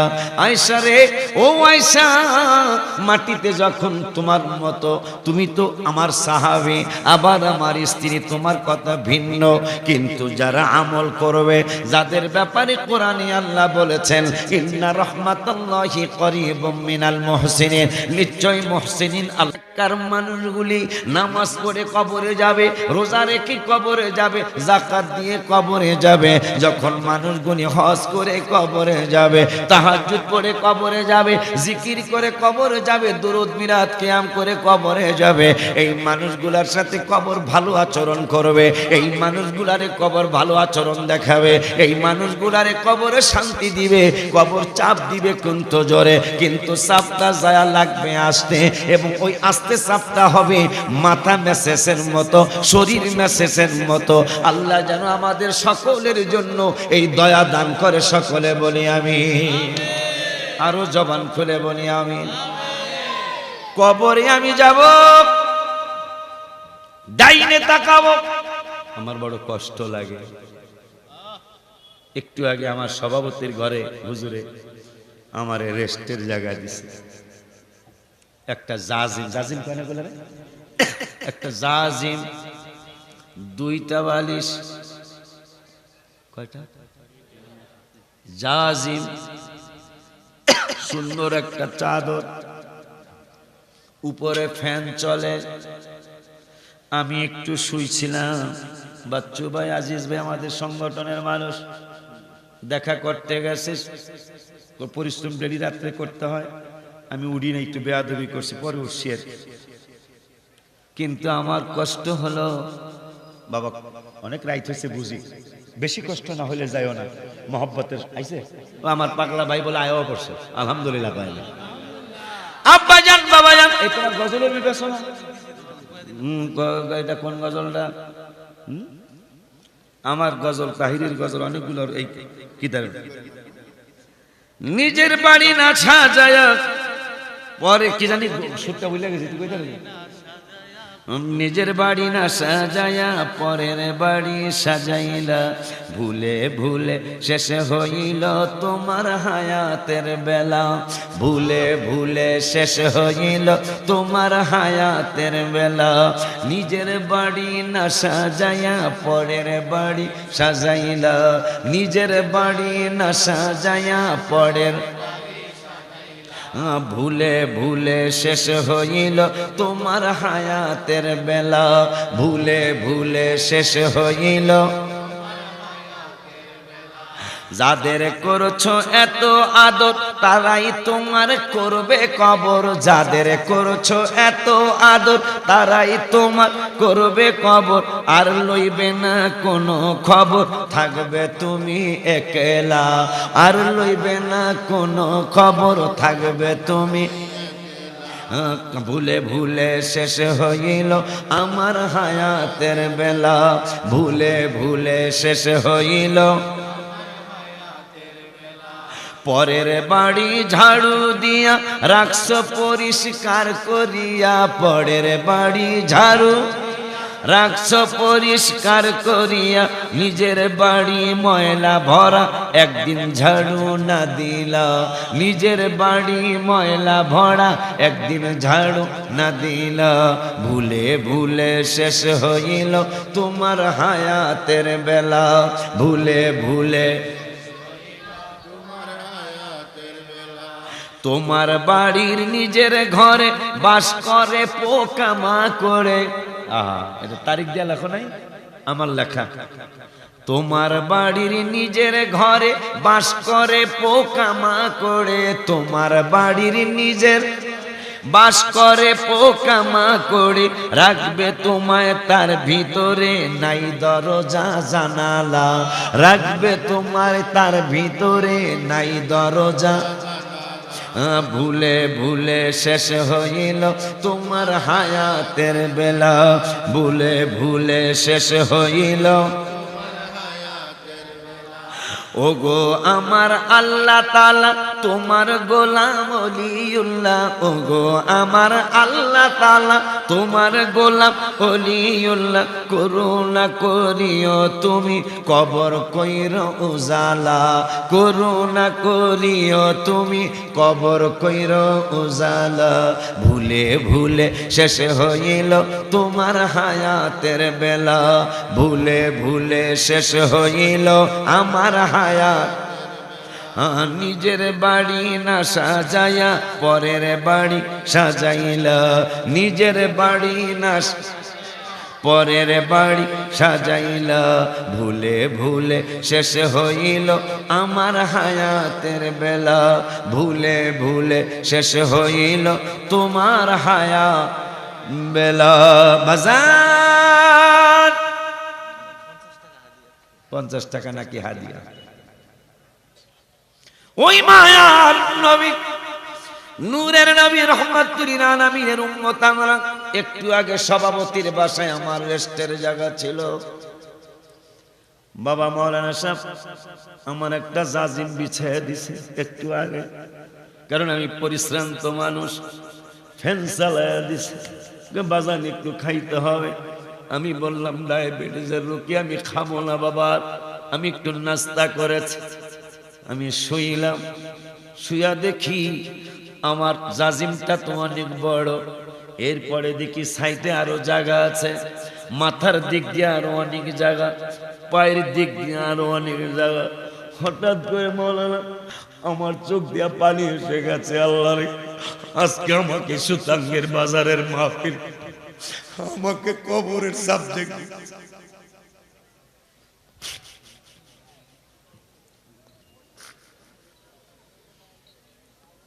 আল্লাহ তুমি ক্ষমা করে দাও, আল্লাহ তুমি মাফ করে দাও।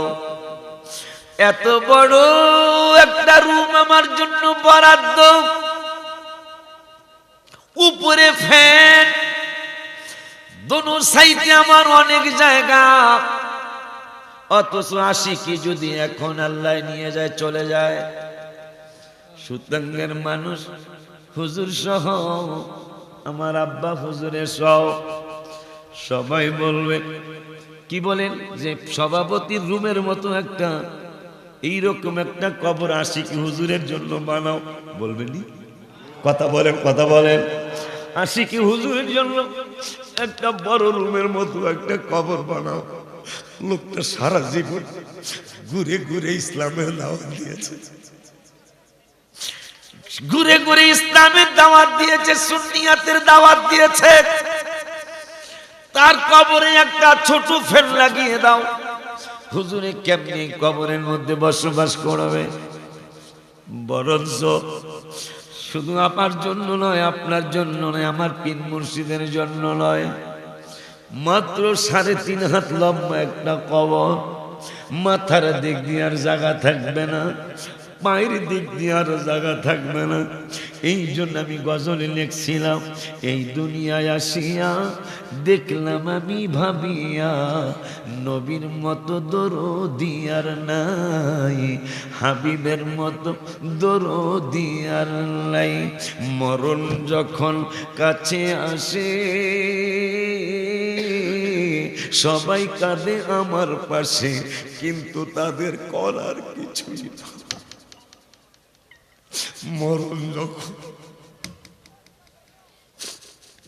মরণ যখন কাছে আসে, সবাই কাঁদে আমার পাশে, কিন্তু তাদের করার কিছুই নাই। নূর নবীকে দেখলে একবার মরণ জ্বালা ভুলে যায়।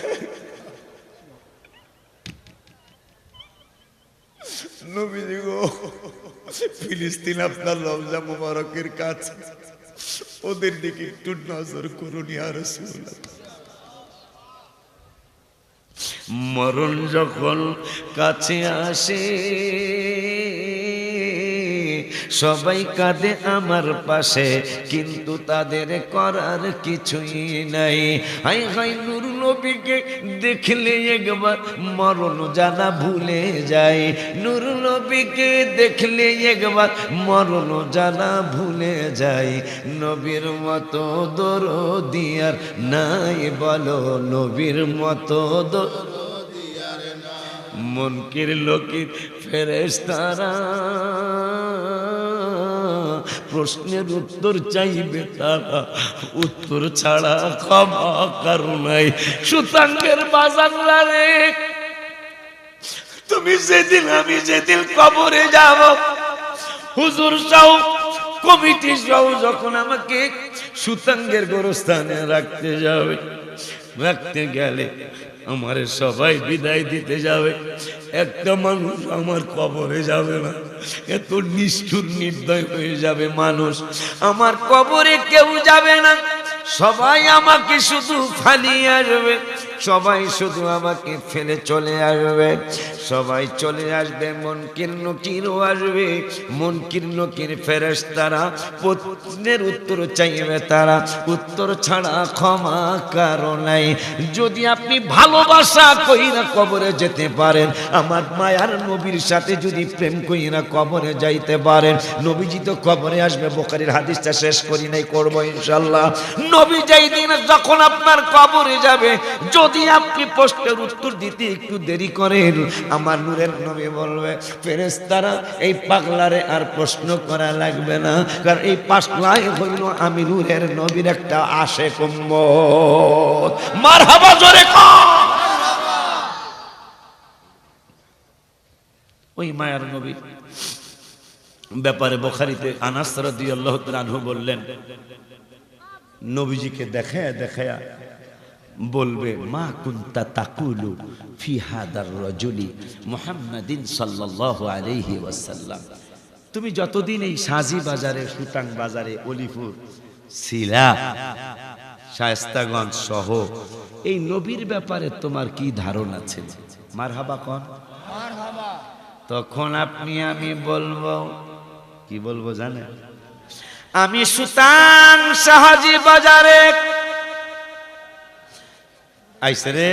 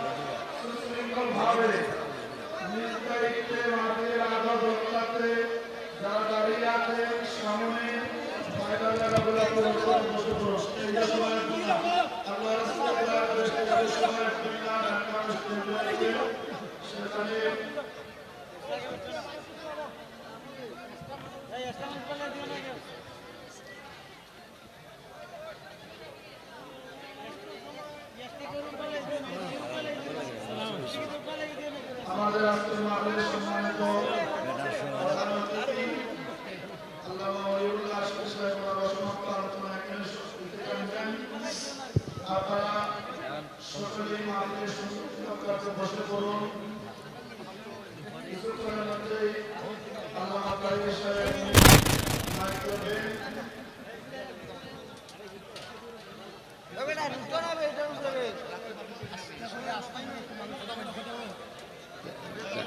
ঢাকা হয়ে আসবে না?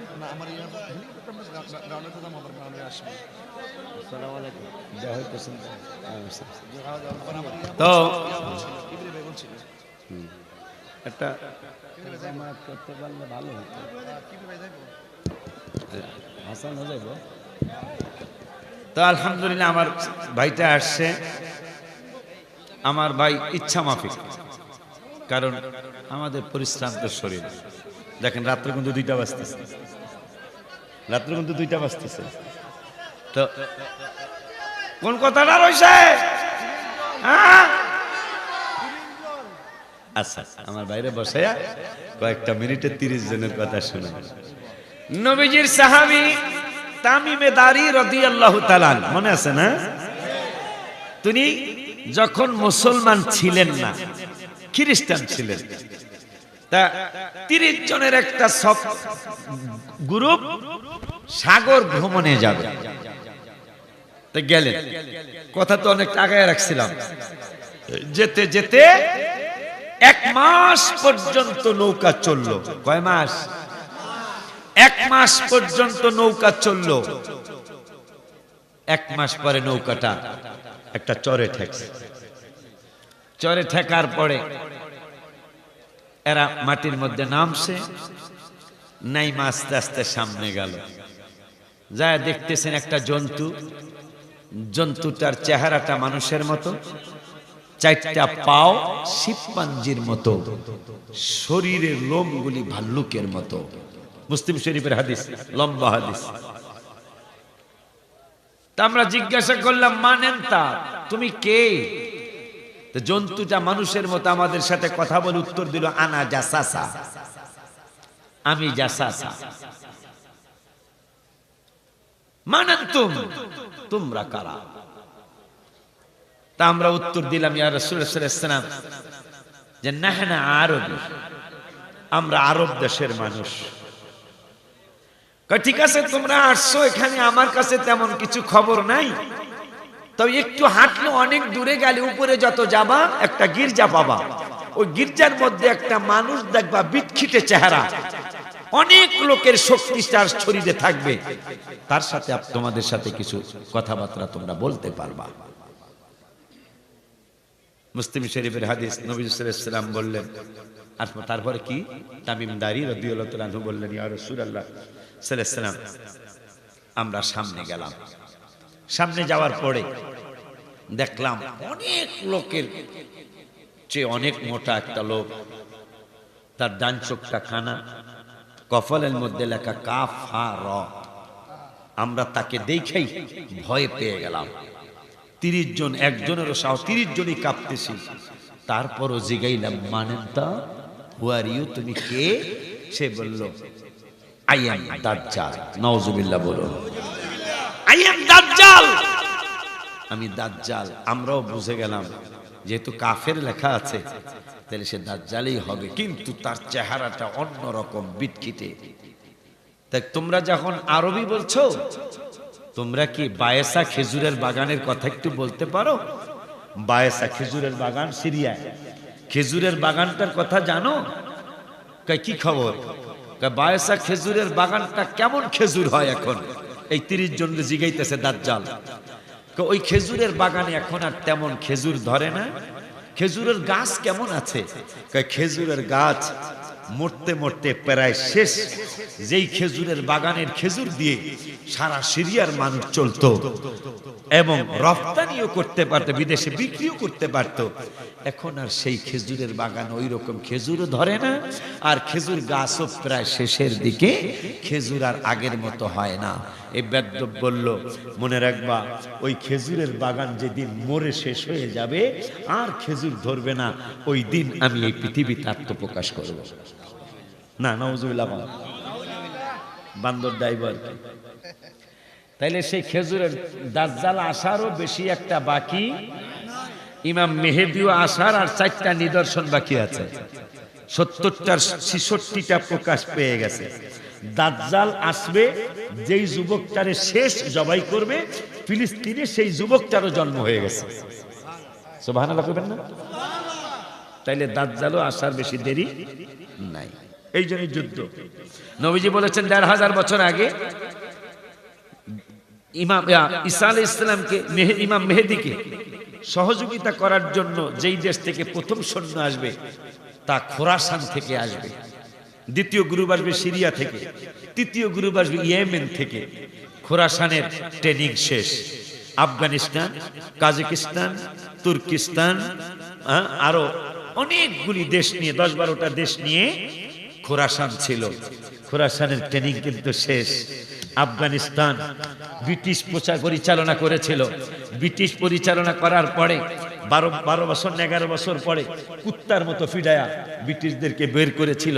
যে ব্রিটিশের ব্যাপারে ইতিহাসে লেখা আছে, ব্রিটিশ এত সাম্রাজ্যের অধিকারী ছিল যে ব্রিটিশে সূর্য ডুবে না। এত বড় সাম্রাজ্যের অধিকারী ছিল যে একদিকে রাত্র থাকতো আর একদিকে দিন থাকতো। এই ব্রিটিশদের তাদেরকে আফগানিস্তানের মুসলমানরা ভাগাইছে। আমেরিকা ১৯ বছর ছিল। আমেরিকাকে গরু পিটানের মতো পিটায়া এই খোরাসানের মুসলমান আফগানিস্তানের মুসলমান ভাগাইছিল। নবীজি ১৫০০ বছর আগে বললেন ইমাম মেহেদীর হাতে কাবা শরীফের চত্বরে ৩১৩ জন একসাথে বায়াত হয়ে যাবে। সৈন্য যারা প্রথম আসবে তারা খোরাসান থেকে আসবে। ওই ১০-১২টা দেশের একটা হলো আফগানিস্তান। ওদের ট্রেনিং শেষ করে এখন রাষ্ট্র ক্ষমতায়। কথা পায় না। সিরিয়ায় বুঝি যুদ্ধ চলে না? কথা পায় না। আমি বলবো যুদ্ধ চলে না, ট্রেনিং চলছে। কারণ নবীজি বলছেন ১৫০০ বছর আগে দ্বিতীয় গ্রুপ আসবে সিরিয়া থেকে, ট্রেনিং কিন্তু চলছে। ইয়েমেনে থেকে আসবে তৃতীয় গ্রুপ, ইয়েমেনেও যুদ্ধ চলছে। এটা যুদ্ধ না, ইমাম মেহেদীর সৈন্য হওয়ার ট্রেনিং চলছে। মারহাবা হয় না। এখন বলে এই খেজুরের বাগান যখন শেষ হয়ে যাবে তখন আমি আত্মপ্রকাশ করব। আচ্ছা, তোমরা কি জোগাড়কূপের কথা জানো? জোগাড়কূপ, হ্যাঁ জানি তো। এখানে এটা একটা পর্যটন এলাকা। এই কূপটা দেখার জন্য বিশ্বের অনেক দেশের থেকে মানুষ আসে। এই কূপের খবর কি? এই কূপটা হলো লূত আলাইহিস সালাম যখন হিজরত করলেন মিশরে আসলেন 2 মেয়ে নিয়ে। এক মেয়ের নাম, বড় মেয়ের নাম রাবা, ছোট মেয়ের নাম জোগাড়। এই জোগাড়টা মিশরে এসে অসুস্থ হয়ে লূত আলাইহিস সালামের মেয়েটা এই কুয়ার কাছে ইন্তেকাল হলো। এই কুয়ার নাম সেই দিন থেকে হয়ে গেল জোগাড় কূপ। বলতেছেন দাজ্জালে এই বেদবটা, জোগাড় কূপের খবর কি? জোগাড় কূপ পানি কমতে কমতে কমতে কমতে একবারে তলায় চলে গেছে, নিচে চলে গেছে। এখন আর ওখান থেকে পানি উঠানোর কোনো ক্ষমতা নাই। জোগাড় কূপের পানি কি এখনো আছে? হ্যাঁ। তা মনে রাখবা, ওই জোগাড় কূপের পানি যেই দিন একবারে শুকিয়ে যাবে ওই দিন আমি পৃথিবীতে আত্মপ্রকাশ করব। মুসলিম শরীফের হাদিস। তাবরিয়া উপসাগরের খবর কি জানো? এই সাগরের পানিও প্রায় শুকিয়ে গেছে। যত সামান্য পানি জোয়ার ভাটায় আসে, এইটা ইহুদিরা, এই ইসরায়েলেরা পাইপ দিয়ে, এটার পানি বড় মিঠা, এই পানিগুলি তারা পাপ দিয়ে খাওয়ার জন্য নিয়ে যায়। এরপরে যদি কিছু পানি বেঁচে থাকে ওই পানিগুলা তারা পাপ দিয়ে টাইনা মরুভূমির মধ্যে ফালায়, ফিলিস্তিনের মুসলমানদেরকে খেতে দেয় না। নাউজুবিল্লাহ কি জোরে বলবেন না? এইটার পানির খবর কি? এটা প্রায় শুকানোর কাছাকাছি। মনে রাখবা, এই তাবরিয়া সাগরের পানি যেদিন শুকায়া যাবে ওই দিন আমার আত্মপ্রকাশ হবে। 5 ওয়াক্ত নামাজ পড়বেন, বাবাকে মাকে কষ্ট দিবেন না, পরের হক নষ্ট করবেন না, সুদ ঘুষ খাবেন না, মিথ্যা কথা ছেড়ে দিবেন। আল্লাহ যতদিন হায়াত রাখে, আমার এই ছোট্ট ভাই, আমিও কানা ল্যাংড়া যাই আছি, আমাদেরকে আল্লাহ যেই লাইনে রেখেছে, কোরআন হাদিস ইজমা কিয়াসের আলোকে লাইনটা একটা সঠিক লাইন। আহলে সুন্নাতুল জামাতের পতাকা তলে মরণ পর্যন্ত থাকবেন, এই আশা ব্যক্ত করে আমার ভাইটারে 7-8 মিনিট সময় নষ্ট করে ভাইটারে কষ্ট দিলাম। এইটা ভাই যেন ভুলে যায়। ভাই যতক্ষণ ইচ্ছা মাফিক আলোচনা করে শুনে মোনাজাত করে যাবেন। আসসালামু আলাইকুম ওয়া রাহমাতুল্লাহি ওয়া বারাকাতুহু। তুমি আসল জায়গায় অত্যন্ত গুরুত্বপূর্ণ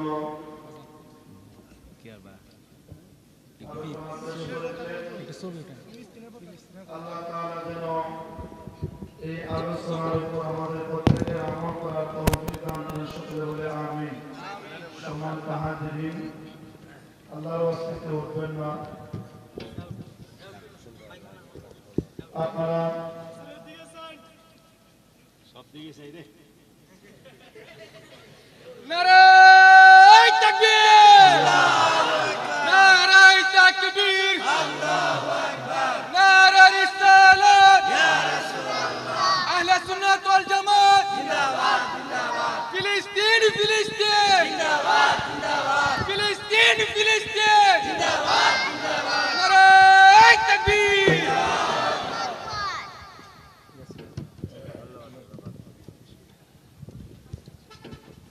সম্মানিত হাজিরিন, আপনারা যার জন্য এতক্ষণ যাবত বর্তমান ছিলেন, আমাদের আজকের মাহফিলের সম্মানিত দর্শন,